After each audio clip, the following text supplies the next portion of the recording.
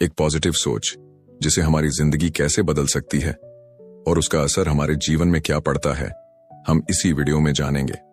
दोस्तों, हम जब ट्रेन में मुसाफरी करते हैं तो स्टेशन पर कोई भिखारी को देखते ही होंगे।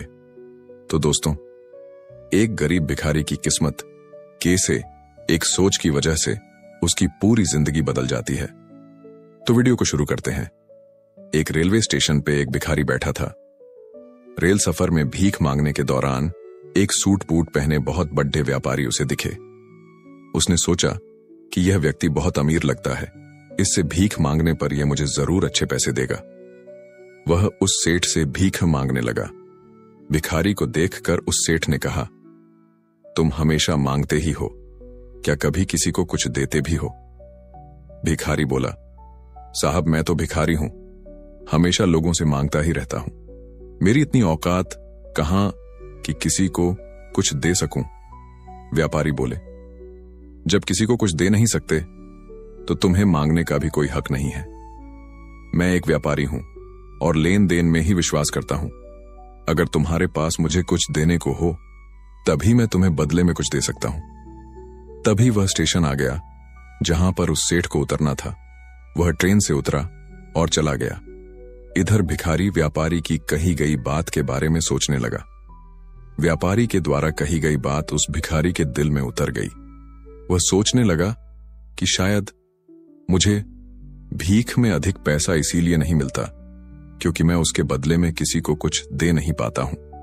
लेकिन मैं तो भिखारी हूं, किसी को कुछ देने लायक भी नहीं हूं। लेकिन कब तक मैं लोगों को बिना कुछ दिए के बल मांगता ही रहूंगा? बहुत सोचने के बाद भिखारी ने निर्णय किया कि जो भी व्यक्ति उसे भीख देगा तो उसके बदले में वह भी उस व्यक्ति को कुछ जरूर देगा। लेकिन अब उसके दिमाग में यह प्रश्न चल रहा था कि वह खुद भिखारी है तो भीख के बदले में वह दूसरों को क्या दे सकता है? इस बात को सोचते हुए दिन भर गुजरा, लेकिन उसे अपने प्रश्न का कोई उत्तर नहीं मिला। दूसरे दिन जब वह स्टेशन के पास बैठा हुआ था तभी उसकी नजर कुछ फूलों पर पड़ी जो स्टेशन के आसपास के पौधों पर खिल रहे थे। उसने सोचा, क्यों ना मैं लोगों को भीख के बदले कुछ फूल दे दिया करूं। उसको अपना यह विचार अच्छा लगा और उसने वहां से कुछ फूल तोड़ लिए। वह ट्रेन में भीख मांगने पहुंचा। जब भी कोई उसे भीख देता तो उसके बदले में वह भीख देने वाले को कुछ फूल दे देता। उन फूलों को लोग खुश होकर अपने पास रख लेते थे। अब भिखारी रोज फूल तोड़ता और भीख के बदले में उन फूलों को लोगों में बांट देता था। कुछ ही दिनों में उसने महसूस किया कि अब उसे बहुत अधिक लोग भीख देने लगे हैं। वह स्टेशन के पास के सभी फूलों को तोड़ लाता था। जब तक उसके पास फूल रहते थे तब तक उसे बहुत से लोग भीख देते थे। लेकिन जब फूल बांटते बांटते खत्म हो जाते तो उसे भीख भी नहीं मिलती थी। अब रोज ऐसा ही चलता रहा। एक दिन जब वह भीख मांग रहा था तो उसने देखा कि वही व्यापारी ट्रेन में बैठे हैं, जिसकी वजह से उसे भीख के बदले फूल देने की प्रेरणा मिली थी। वह तुरंत उस व्यक्ति के पास पहुंच गया और भीख मांगते हुए बोला, आज मेरे पास आपको देने के लिए कुछ फूल हैं, आप मुझे भीख दीजिए, बदले में मैं आपको कुछ फूल दूंगा। व्यापारी ने उसे भीख के रूप में कुछ पैसे दे दिए और भिखारी ने कुछ फूल उसे दे दिए। उस व्यापारी को यह बात बहुत पसंद आई। व्यापारी बोले, वाह क्या बात है, आज तुम भी मेरी तरह एक व्यापारी बन गए हो। इतना कहकर फूल लेकर वह व्यापारी स्टेशन पर उतर गया। लेकिन उस व्यापारी द्वारा कही गई बात एक बार फिर से उस भिखारी के दिल में उतर गई। वह बार बार उस व्यापारी के द्वारा कही गई बात के बारे में सोचने लगा और बहुत खुश होने लगा। उसकी आंखें अब चमकने लगीं।